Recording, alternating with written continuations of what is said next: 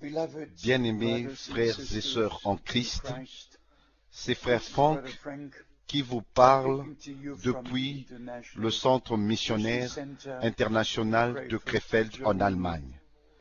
Que notre Seigneur soit avec vous et avec nous d'une manière très spéciale. Nous comprenons que le retour de Christ est imminent.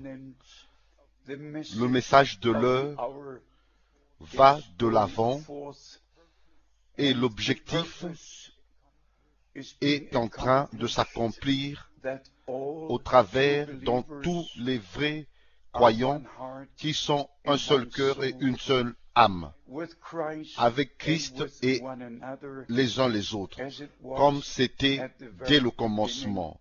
C'est ainsi que nous lisons dans Actes chapitre 4, au verset 32, la multitude de ceux qui avaient cru n'était qu'un cœur et qu'une âme.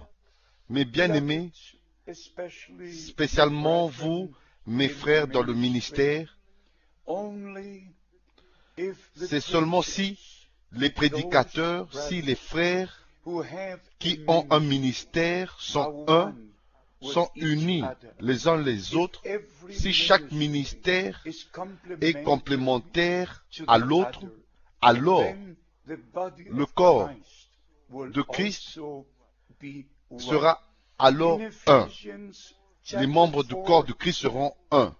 Dans Éphésiens, au chapitre 4, il nous est parlé des différents ministères que Dieu a placés dans son Église, des apôtres, des prophètes, des docteurs, des pasteurs, des évangélistes.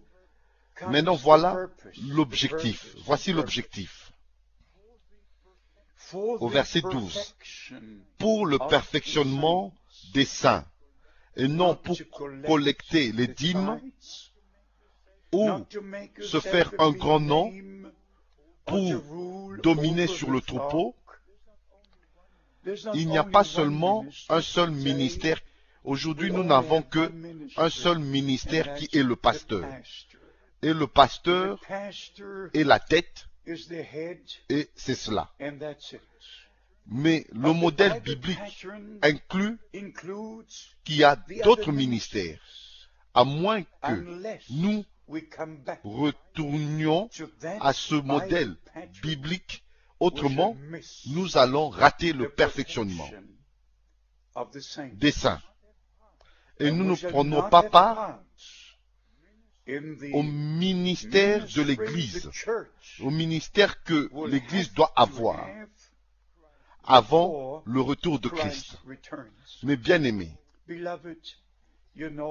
vous savez, je ne suis pas un nouveau venu dans le royaume de Dieu.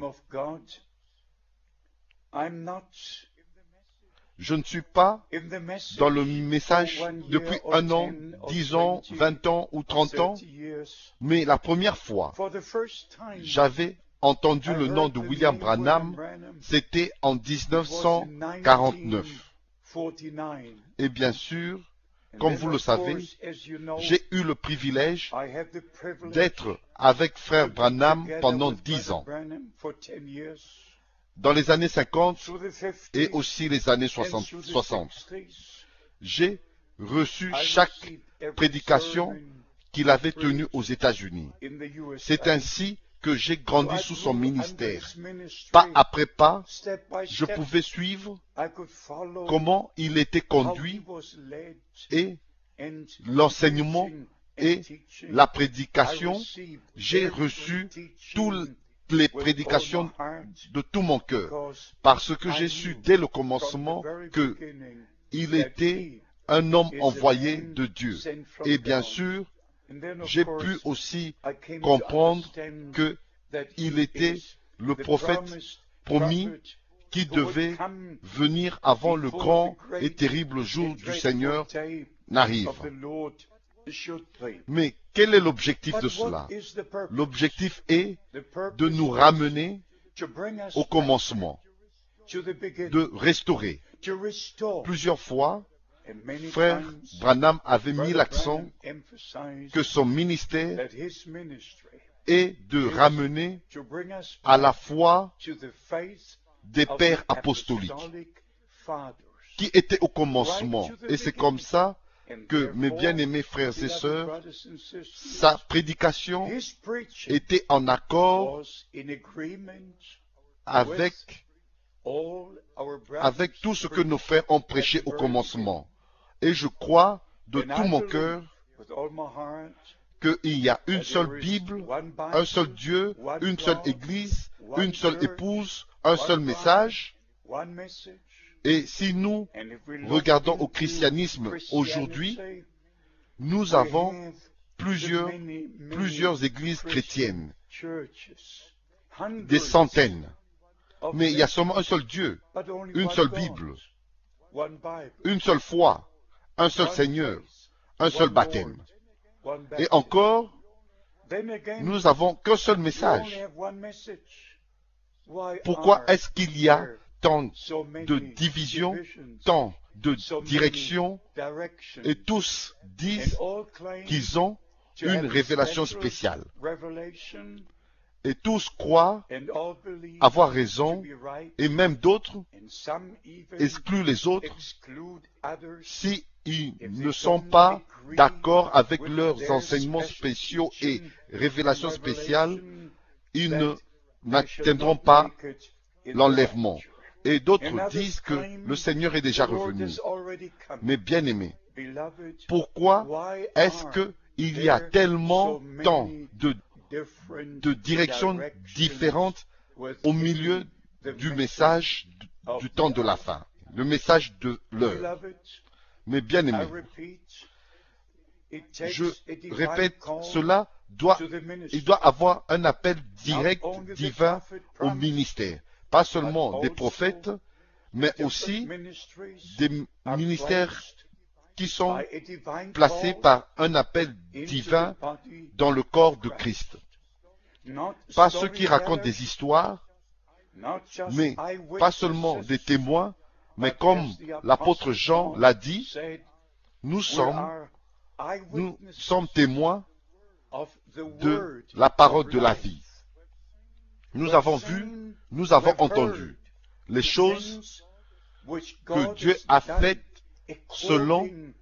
en accord avec sa parole. Mais bien aimés, et nous devons dire de nouveau, et encore mettre l'accent où Jean l'apôtre a dit dans 1 Jean au chapitre 2 au verset 21. Je vous ai écrit non que vous ne connaissiez pas la vérité, mais parce que vous la connaissez et parce que aucun mensonge ne vient de la vérité. Une déclaration très importante. Un vrai prophète a toujours été un vrai prophète.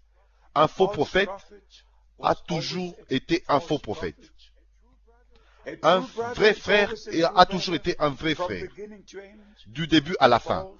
Un faux était un faux depuis le commencement jusqu'à la fin. Et ici, l'apôtre écrit que les croyants connaissaient la vérité et aucun mensonge ne vient de la vérité. Et ceci est vraiment une déclaration très très importante. Le premier mensonge, la séduction était dans le jardin d'Éden. Satan, personnellement, est apparu dans la forme du serpent et a parlé avec Ève. Et elle a écouté à ce que lui, il avait à dire. Ça, c'était la chose. Et la chose a eu lieu. Ce que Dieu avait dit à Adam était la vérité. Mais ce que Satan avait interprété à Ève était un mensonge. Et la mort, l'aiguillon de la mort, était dans le premier mensonge. dans la première séduction. Et c'est ainsi, comme nous savons tous, Adam était aussi attiré dans ce mensonge et la séduction. Ainsi, la chute est arrivée. Jésus-Christ, le Fils de Dieu, qui est la vérité, le chemin et la vie, est venu à nous pour nous racheter, pour payer le prix, pour briser la tête du serpent, qui était responsable du premier mensonge pour séparer l'humanité de Dieu. Et chaque interprétation nous sépare de Dieu et sépare les croyants de Dieu. Et ça, nous devons comprendre pour toujours. La vérité nous unit et nous rassemble. Et le ministère placé par Dieu nous unit, nous édifie. Cela nous exhorte et nous devenons un seul cœur, une seule âme. Mais mes bien-aimés, chaque interprétation nous sépare. Est-ce que vous pouvez me dire que cela vient de Dieu? Non. Chaque révélation, chaque chose qui vient de Dieu nous ramène à Dieu et nous unit avec le Seigneur lui-même et aussi les uns les autres. Mais bien aimés, Dieu a ordonné les choses de telle manière que je dois rester avec la parole de Dieu éternellement. Je rejette chaque interprétation sans tenir compte de celui qui l'apporte. Je suis né de la semence de la parole de Dieu par la puissance du Saint-Esprit. Et c'est ainsi que je vous souhaite, mes bien-aimés frères, une fois de nouveau, de respecter la parole de Dieu. Le message est la parole, et la parole est le message. Que notre cher Seigneur vous bénisse et qu'il soit avec vous. Nous avons eu des réunions magnifiques le week-end passé. Les gens sont venus ici, partout de l'Europe, et j'ai confiance que vous prenez part à ces bénédictions que le Seigneur nous a accordées, afin que vous soyez bénis dans le saint nom de Jésus. Amen.